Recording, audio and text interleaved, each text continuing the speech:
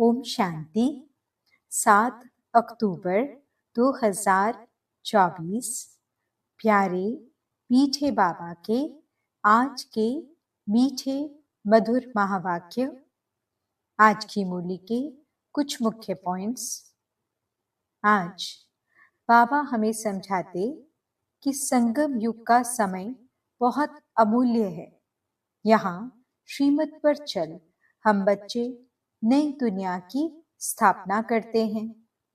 इसलिए हमें एक बाप की याद में रहना है और स्वदर्शन चक्रधारी बनना है।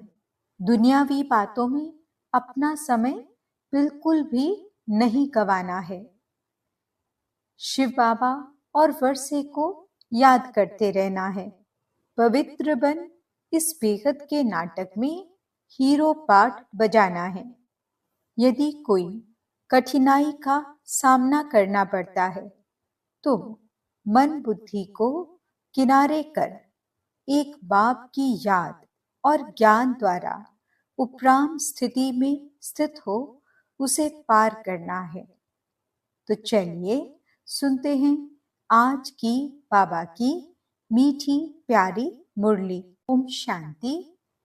बाबा कहते, मीठे बच्चे, बाप आए हैं तुम बच्चों को कुंभी पाक नरक से निकालने के लिए। तुम बच्चों ने बाप को निमंत्रण भी इसलिए दिया है। प्रश्न, तुम बच्चे बहुत बड़े ते बड़े कारीगर हो, कैसे? तुम्हारी कारीगरी क्या है? उत्तर, हम बच्चे ऐसी कारीगरी करते हैं जो सारी दुनिया ही नई बन जाती है। उसके लिए हम कोई ईंट या तगारी आदि नहीं उठाते हैं, लेकिन याद की यात्रा से नई दुनिया बना देते हैं। हमें खुशी है कि हम नई दुनिया की कारीगरी कर रहे हैं। हम ही फिर ऐसे स्वर्ग के मालिक बनेंगे। ओम शांति। मीठे मीठे रूहानी बच्चों प्रति रूहानी बाप समझाते हैं, तुम जब अपने अपने गांव से निकलते हो तो ये बुद्धि में रहता है कि हम जाते हैं शिव बाबा की पाठशाला में। ऐसे नहीं कि कोई साधु संत आदि का दर्शन करने व शास्त्र आदि सुनने आते हो। तुम जानते हो हम जाते हैं शिव बाबा के पास।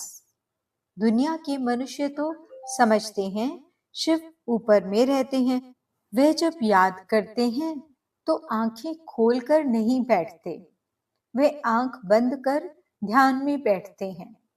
शिवलिंग जो देखा हुआ होता है, भल शिव के मंदिर में जाएंगे तो भी शिव को याद करेंगे तो ऊपर में देखेंगे, वह मंदिर याद आएगा। कई फिर आंखें बंद कर बैठते हैं, समझते हैं दृष्टि कहाँ भी नाम रूप में अगर जाएगी तो हमारी साधना टूट जाएगी।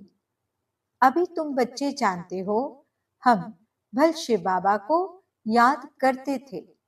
कोई श्री कृष्ण को याद करते, कोई राम को याद करते, कोई अपने गुरु को याद करते। गुरु का भी छोटा लॉकेट बनाकर पहनते हैं। गीता का भी इतना छोटा लॉकेट बनाकर पहनते हैं। भक्ति मार्ग में तो सब ऐसे ही हैं, घर बैठे भी याद करते हैं, याद में यात्रा करने भी जाते हैं। चित्र तो घर में रखकर पूजा कर सकते हैं, परंतु यह भी भक्ति की रस्म पड़ी हुई है। जन्म जन्मांतर यात्राओं पर जाते हैं, चारों धाम की यात्रा करते हैं। 4 धाम क्यों कहते हैं? वेस्ट, ईस्ट, नॉर्थ, साउथ, चारों का चक्र लगाते हैं। भक्ति मार्ग जब शुरू होता है तो पहले एक की भक्ति की जाती है, उसको कहा जाता है अव्यभिचारी भक्ति। सतो प्रधान थे, अभी तो इस समय है तमो प्रधान। भक्ति भी व्यभिचारी, अनेकों को याद करते रहते हैं। तमो प्रधान 5 तत्वों का बना हुआ शरीर, उनको भी पूजते हैं। तो गोया तमो प्रधान भूतों की पूजा करते हैं, परंतु इन बातों को कोई समझते थोड़े ही है। भले यहाँ बैठे हैं, परंतु बुद्धि योग कहाँ भटकता रहता है। यहाँ तो तुम बच्चों को आंखें बंद कर शिव बाबा को याद नहीं करना है। जानते हो, बाप बहुत बहुत दूर देश का रहने वाला है। वह आकर बच्चों को श्रीमत देते हैं। श्रीमत पर चलने से ही श्रेष्ठ देवता बनेंगे। देवताओं की सारी राजधानी स्थापन हो रही है। तुम यहाँ बैठे अपना देवी देवताओं का राज्य स्थापन करते हो। पहले तुमको पता थोड़े ही था वह कैसे स्थापन होता है। अभी जानते हो, बाबा हमारा बाप भी है, टीचर बनकर पढ़ाते हैं और फिर साथ में भी ले जाएंगे, सदगति करेंगे। गुरु लोग किसकी सदगति नहीं करते हैं। यहाँ तुमको समझाया जाता है। ये एक ही बाप टीचर सतगुरु है। बाप से वर्षा मिलता है। सतगुरु पुरानी दुनिया से नई दुनिया में ले जाएंगे। इन सब बातों को बूढ़ी बूढ़ी माताएं तो समझ न सकें। उन्हों के लिए मुख्य बात है अपने को आत्मा समझ शिव बाबा को याद करना है। हम शिव बाबा के बच्चे हैं। हमको बाबा स्वर्ग का वर्षा देंगे। बूढ़ी माताओं को फिर ऐसे ऐसे तोतली भाषा में बैठ समझाना चाहिए। ये तो हर एक आत्मा का हक है बाप से वर्षा लेना। मौत तो सामने खड़ा है। पुरानी दुनिया सो फिर जरूर नई बननी है, नई सो पुरानी। घर को बनने में कितने थोड़े मास लगते हैं, फिर पुराना होने में 100 वर्ष लग जाते हैं। अभी तुम बच्चे जानते हो, ये पुरानी दुनिया अब खल्लास होनी है। ये लड़ाई जो अब लगती है वह फिर 5000 वर्ष के बाद लगेगी। ये सब बातें बुढ़ियाएं तो समझ न सकें। ये फिर ब्राह्मणियों का काम है उन्हों को समझाना। उनके लिए तो एक अक्षर ही काफी है। अपने को आत्मा समझ बाप को याद करो।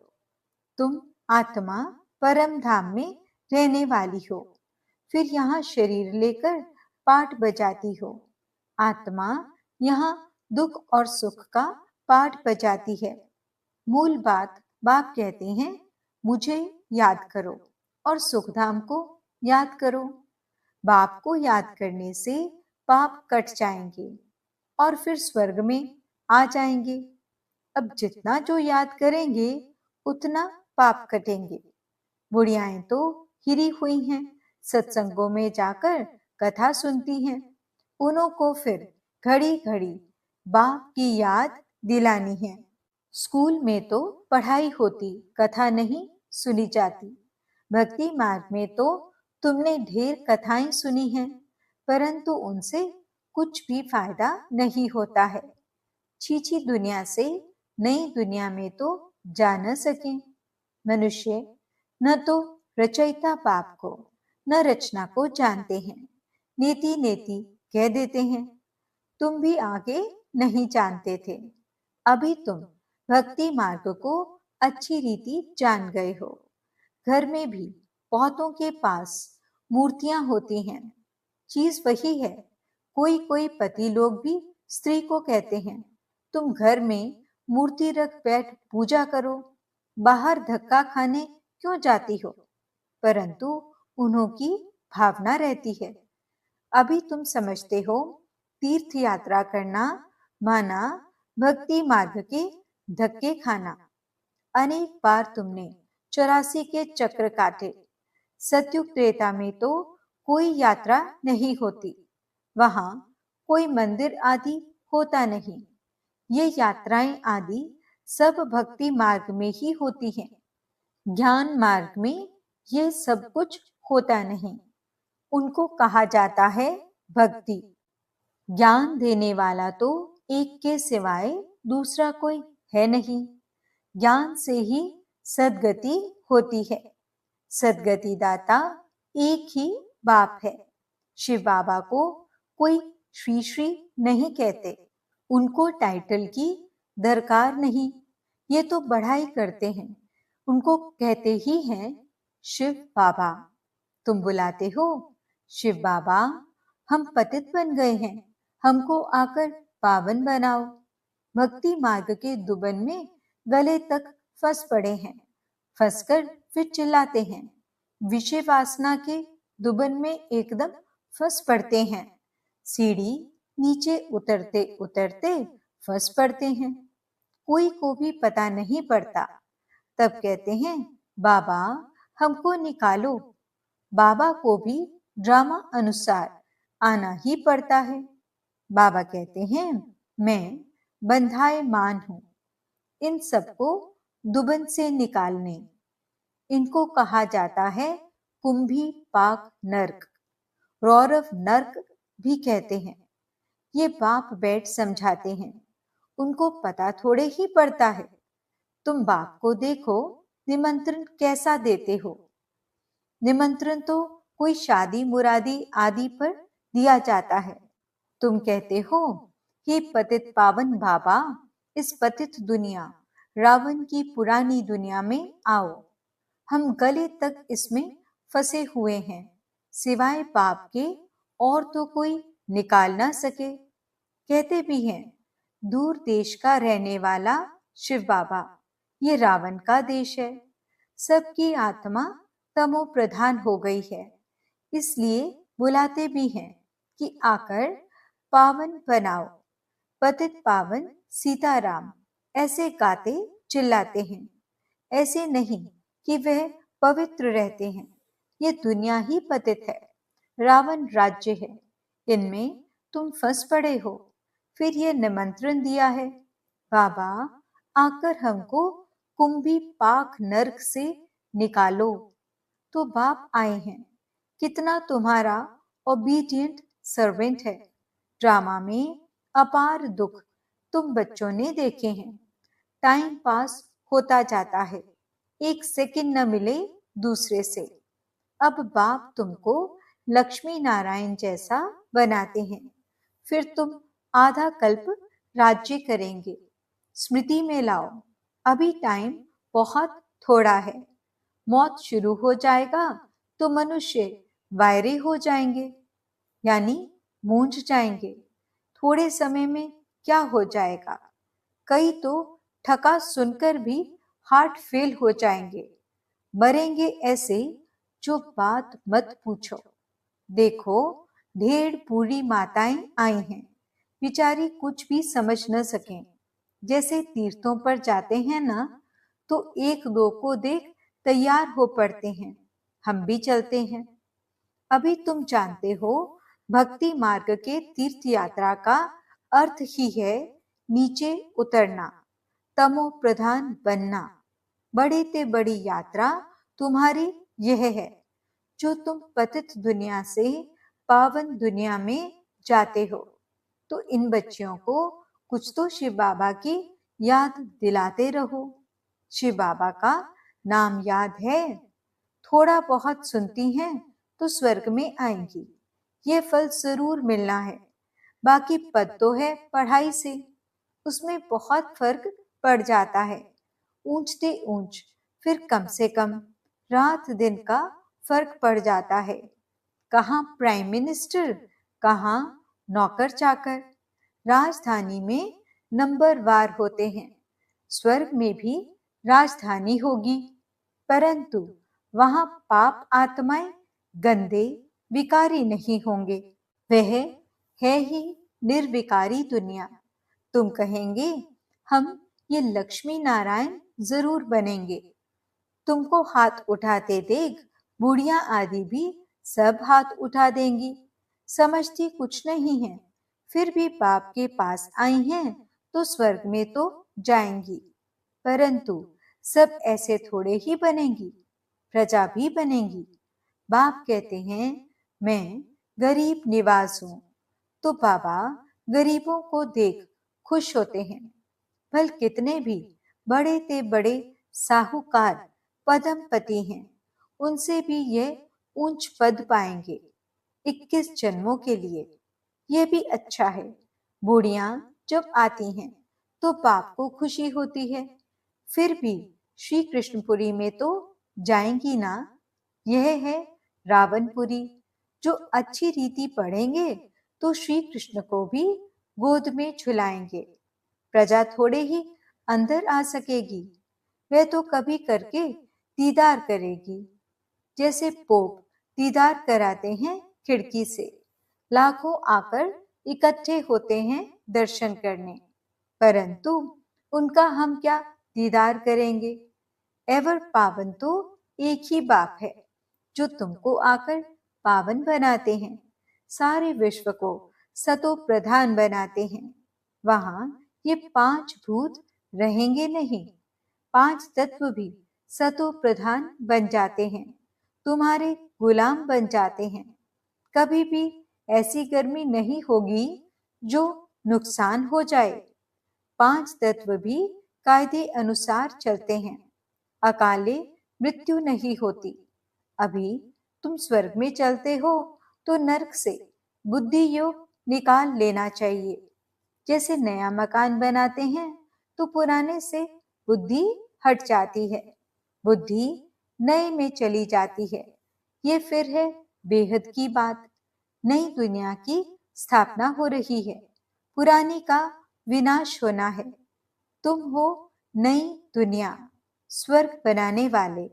तुम बहुत अच्छे कारीगर हो, अपने लिए स्वर्ग बना रहे हो।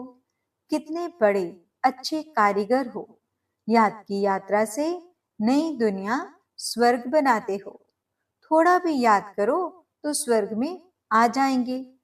तुम गुप्त वेश में अपना स्वर्ग बना रहे हो।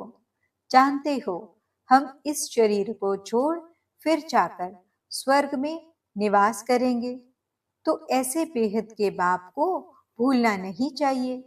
अभी तुम स्वर्ग में जाने के लिए पढ़ रहे हो, अपनी राजधानी स्थापन करने के लिए पुरुषार्थ कर रहे हो। ये रावण की राजधानी खल्लास हो जानी है, तो अंदर में कितनी खुशी होनी चाहिए।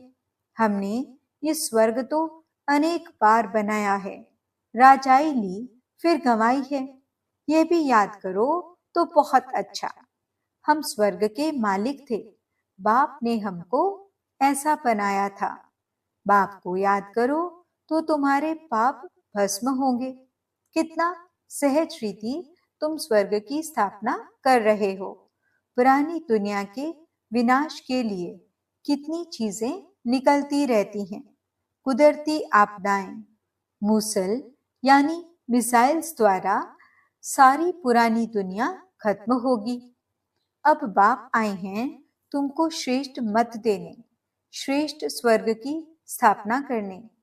अनेक बार तुमने ये स्थापना की है तो बुद्धि में याद रखना चाहिए।